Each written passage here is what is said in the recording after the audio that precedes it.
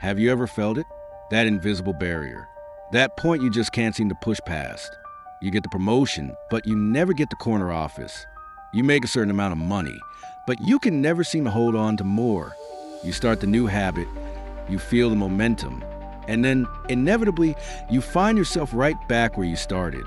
You climb, you strive, you push with all your might, and you always hit a ceiling you can't see, but you can feel with every fiber of your being. What if I told you that ceiling is real? And what if I told you that you are the one who built it? This is the most profound and liberating truth about the science of success. The limits of your life are not defined by your talent, your background, or your luck.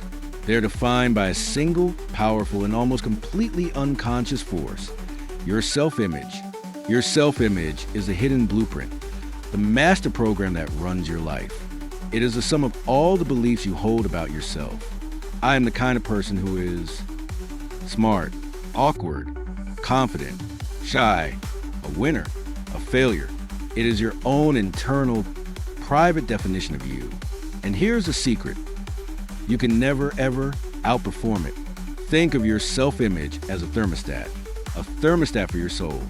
Let's say your internal thermostat is set to 70 degrees. If the temperature in the room drops to 60, the thermostat clicks on, the furnace roars to life, and it works tirelessly until the room is back at 70. It corrects for failure. But here is the crucial part. If the temperature in the room rises to 80, the thermostat clicks on again, the air conditioner kicks in, and it works just as tirelessly to bring the room back down to 70. It also corrects for success. This is the invisible governor that has been secretly running your life. This is the reason for your self-sabotage.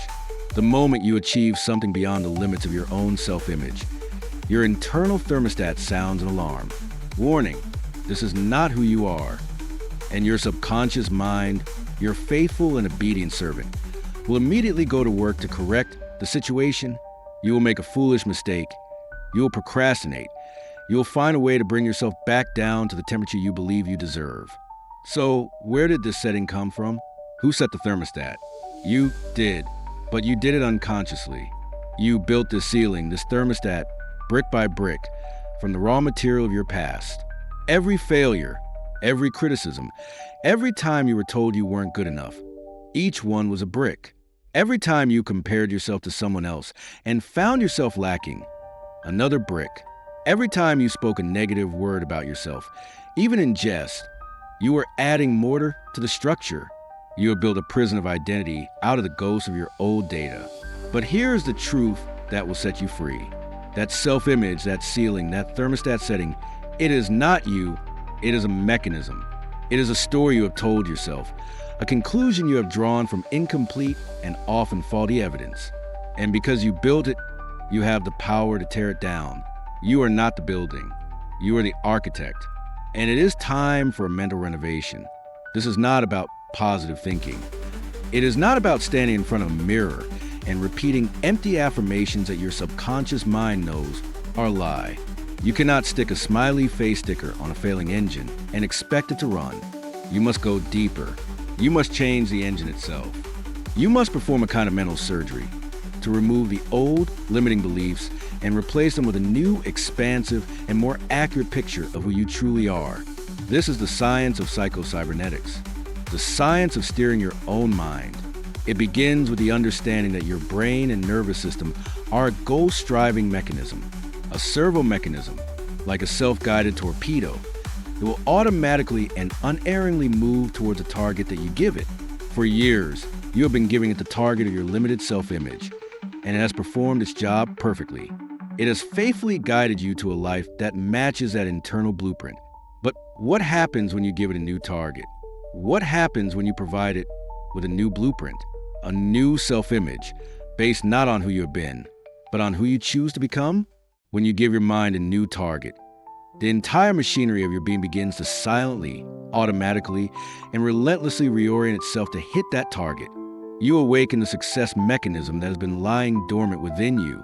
The sleeping giant of your potential begins to stir. And you do this not by force, not by sheer, grinding willpower, but by the subtle, powerful, and revolutionary act of creative imagination. You do this in the most powerful place in the universe, the theater of your own mind. This is your private workshop, your sacred laboratory, your flight simulator for life. For a few minutes each day, you will close the door to the outer world of effects, and you will enter the inner world of cause. You will stop reacting to the life you have, and you will start creating the life you want. This is a practice of visualization, but not as you know it. This is not passive daydreaming. This is active, deliberate, emotionalized creation. You must see yourself with crystal clarity as the person you intend to be, not as a distant hope, but as a present tense reality. If you desire confidence, you do not simply wish for it. You enter the theater of your mind, and you walk onto the stage as a confident person. How do you stand? How do you breathe? How do you speak? You must inhabit this new identity. Feel the solid ground beneath your feet. Feel the calm, steady rhythm of your own heart. Feel the easy, unshakable self-assurance radiating from your very core. If you desire success in your career, you must experience that success in your mind first. See the completed project, signed and delivered. Feel the firm, satisfying handshake of a deal well done. Hear the genuine words of praise from your colleagues. You must create what we call a synthetic experience, a memory of the future. And here's a secret that turns this from a pleasant fantasy into a world-altering science. Your nervous system, the complex machinery that governs your actions and your feelings, cannot tell the difference between a real experience and an experience that is imagined with vivid sensory detail. Let me say that again. Your brain does not distinguish between a real memory and a synthetic one. When you vividly, emotionally, and repeatedly imagine yourself acting and feeling like the person you want to be, you are creating new neural pathways. You are literally rewiring your brain. You are building the neurological architecture of your new self. Your subconscious mind accepts this imagined experience as a real memory, and it begins to adjust your behavior, your posture, your habits, and your attitude to be consistent with this new truth. You are, in essence, dehypnotizing yourself from the false limitations of your past and rehypnotizing yourself with the powerful truths of your chosen future. This is the science behind the legends. The concert pianist who rehearses a complex concerto flawlessly in her mind. The Olympic diver who visualizes a perfect dive 1,000 times before ever touching the water.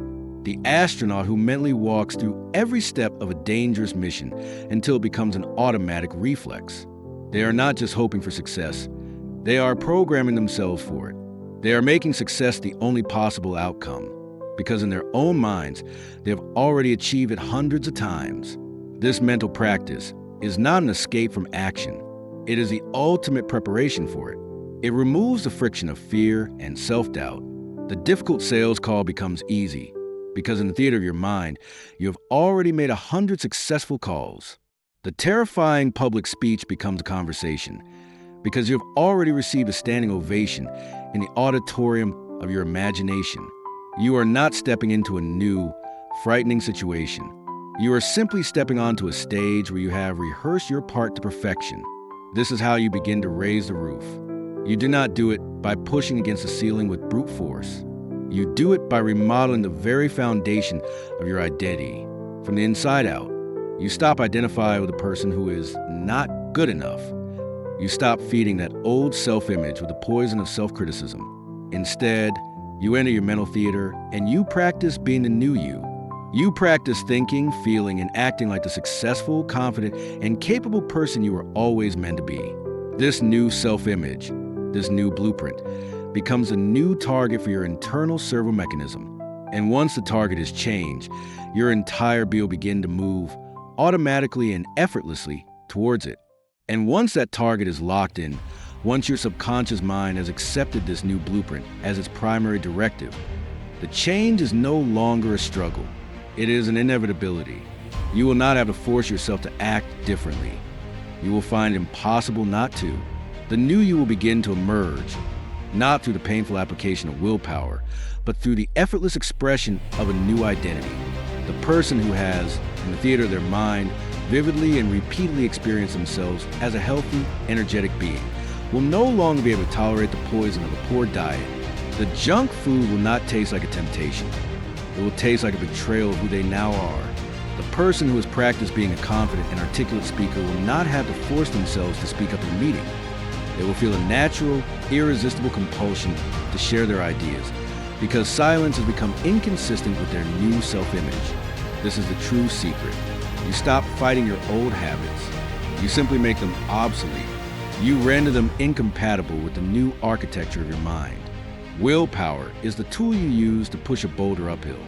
Changing your self-image is the act of changing the direction of the hill itself. The boulder now rolls downhill on its own, powered by the unstoppable gravity of your new identity. This is how you raise the roof. It is not a single violent act of demolition. It is the quiet, daily, and deliberate process of renovating your own foundation, of rewiring your own internal reality until the old ceiling no longer makes sense. It becomes a limitation you have simply outgrown, and it dissolves. So we stand here at the threshold of decision. You now understand the mechanism. You see the invisible ceiling that has limited your life. You see the thermostat that has kept you locked in a cycle of self-sabotage. And you now hold the tools to change the setting forever. The past has no power over you. It is a collection of data, an old blueprint for a building you no longer have to live in. Your failures are not who you are. They are merely the evidence you once used to build a false identity. Today, you are a new architect, and you are standing on a fresh plot of land. The only question that remains is, what will you build? Will you continue to honor the old, cramped blueprints of your past?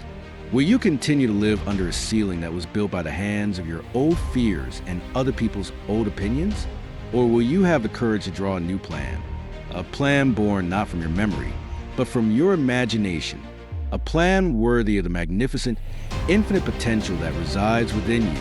The theater of your mind is open. The tools are in your hands. The servo mechanism of your brain is awaiting its new target. Stop negotiating with your limitations. Stop trying to patch the walls of your old prison. Pick up the hammer, find the fault lines, and bring the whole damn thing down. Your life ceiling is your self-image. It is time to raise the roof.